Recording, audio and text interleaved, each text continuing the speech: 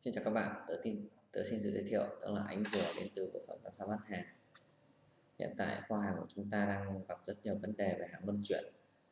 Hàng luân chuyển của các bạn không thể nắm giữ được, không thể nắm bắt được hết hàng của mình chuyển đi đâu hoặc là từ nơi nào chuyển về, nên là dẫn đến tình trạng sai kho, nhầm hàng hoặc thiếu hàng ở tất cả các kho rất là nhiều. Hôm nay tớ sẽ hướng dẫn các bạn cách kiểm soát lượng hàng luân chuyển. Đây là một tài khoản Đây tớ mượn một tài khoản của Jody hôm qua. Hiện tại thì các tài khoản của các cửa hàng đều giống như nhau, nên tớ mượn tài khoản của Jody hôm qua để hướng dẫn các bạn. Các bạn vào phần mục báo cáo.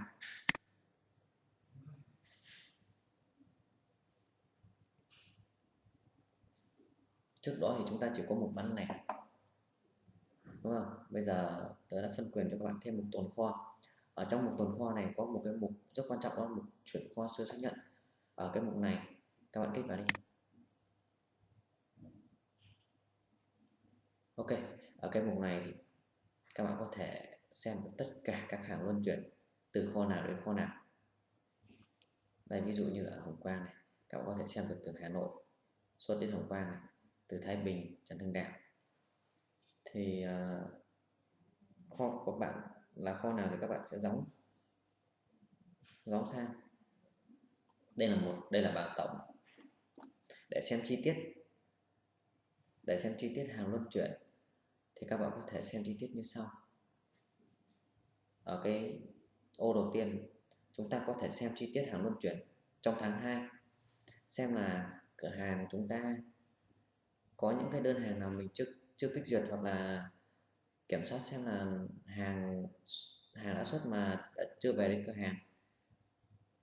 Ở cái ô đầu tiên chúng ta chọn tháng 2, chúng ta bắt đầu chọn từ đầu tháng, ngày mùng 1 tháng 2. Ở ô thứ hai này chúng ta chọn ngày cuối tháng, chính là ngày 29 tháng 2. Các bạn chú ý nhé, ở đây có hai ô, các bạn để ý không? Cái ô đầu tiên để kiểm soát xem là kho của chúng ta có những cái đơn hàng nào chuyển về. Tớ lấy ví dụ luôn ở Hồng Quang luôn, để xem mà kho Hồng Quang có những đơn hàng nào từ các cửa hàng khác chuyển về, thì cái ô đầu tiên các bạn chọn kho đi, còn ô thứ hai các bạn để nguyên. Nhét kho đi để là kho chuyển, còn ô thứ hai là kho nhận. Các bạn ấn lọc.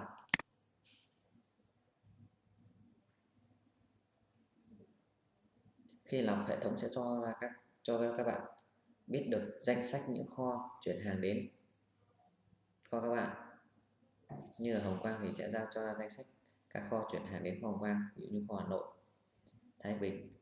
Đây, các bạn nhìn trên màn hình.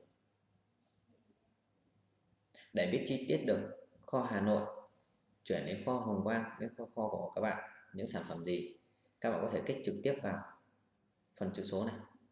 Các bạn kích vào đây, hệ thống sẽ cho ra những cái đơn hàng cụ thể, gồm có ngày tháng này, kho xuất, kho nhập, kho nhận và số lượng sản phẩm. Như này thì chúng ta biết được là Hà Nội xuất cho Hồng Quang 1, 2, 3, 4, 5 đơn hàng từ ngày 25 đến ngày 27. Sau đó chúng ta vào kích chuột vào cái hình ô vuông này để chúng ta biết xem là kho Hà Nội xuất cho chúng ta những sản phẩm gì. Đây vào. Khi chúng ta kiểm tra được những sản phẩm này và chúng ta kiểm tra lại trên kho chúng ta, nếu chúng ta nhận được hàng thì chúng ta ấn vào phần kích duyệt kho. Các bạn duyệt kho bình thường như quy trình duyệt kho. Còn nếu mà chúng ta không nhận được hàng, bởi vì ngày xuất của Hà Nội gửi cho Hồng Quang là từ ngày 25 mà bây giờ đến ngày 24, ngày 4 rồi, mà hàng chưa về mà vẫn chưa duyệt kho, các bạn có thể gọi điện trực tiếp đến Hà Nội hỏi em tại sao ngày xuất từ 25 mà hôm nay 4 mà hàng vẫn chưa về, để tránh tình trạng hàng hóa sẽ bị thất lạc. Khi thất lạc mà không tìm được rõ nguyên nhân thì hai kho sẽ phải chịu trách nhiệm. Và các bạn xem lần lượt từng kho một. Ví dụ kho Nam Định xuất cho kho Hồng Quang, các bạn kích chuột vào hình chữ nhật màu xanh, hay màu đen. Chúng ta biết được là Nam Định xuất cho chúng ta sản phẩm gì, và nếu hàng chưa về chúng ta có thể gọi ngược lại cho Nam Định để xác nhận cho bên họ xem là hàng đã đi chưa, hoặc là vẫn ở kho Nam Định, hoặc là đang treo đơn lực ở đâu. Sau đó các bạn quay lại. Thứ hai là các bạn kiểm soát được kho của hiện tại các bạn xuất đi những kho nào. Ví dụ như là các bạn kiểm soát kho Hồng Quang xuất những đơn hàng nào đi các cửa hàng nào, thì cái ô đầu tiên các bạn vẫn giữ nguyên là 45 Hồng Quang. Ô thứ hai các bạn chọn kho đến, nghĩa là kho các bạn xuất đi, các bạn ấn lọc. Hiện tại thì là Hồng Quang trong tháng 2 không xuất đi đến cửa hàng nào khác, hoặc là đã xuất đi, các bạn ở các cửa hàng khác đã nhận được và đã kích duyệt kho rồi, thì nó sẽ không hiện cái gì cả.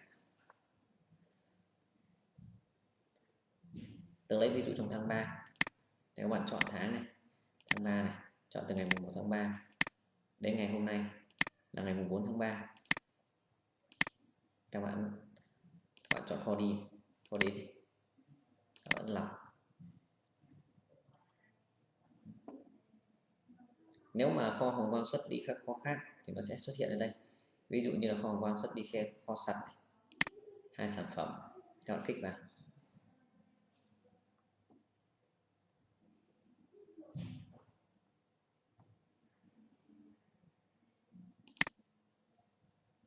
Hiện tại thì mình chỉ xem được những cái sản phẩm mà mình nhận về thôi, còn những cái sản phẩm mình xuất đi thì mình phải gọi điện trực tiếp đến kho nhận xem người ta đã nhận được chưa. Nếu người ta chưa nhận được thì mình phải xem lại xem hàng của mình đã luân chuyển đi chưa, hoặc gửi ở đâu để kiểm soát tốt nhất.